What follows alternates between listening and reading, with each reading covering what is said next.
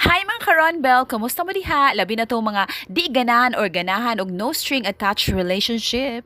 Speaking of string, magluto taw gitawag nilag string bean nga batong sa Cebu og sitaw sa Manila. Unyang uban kay gitawag nila in English yardlong bean, green bean or bean. Nya ilelahon na to ang scientific name sa yardlong bean kay Vigna yung gikulata is Skipidale.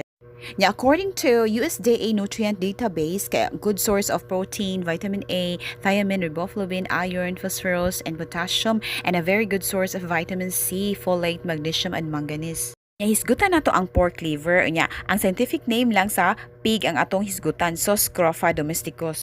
Kani pork liver na belong siya sa protein food. Nya according to US Department of Agriculture Dietary Guidelines, kinahanglan ta mokaon ani nga group 5 to 6 ounces para sa atong energy and tissue maintenance. Kani siya loaded siya with vitamins and minerals with a single serving. Makaboost na siya sa imong health og fight nutrient deficiencies. And take note, single serving ra siya kay kung large servings na kay maka-increase siya sa risk of accidental nutrient overdose. So, magbusog na ta. Happy lunch! Mao kina Ronbel Gums.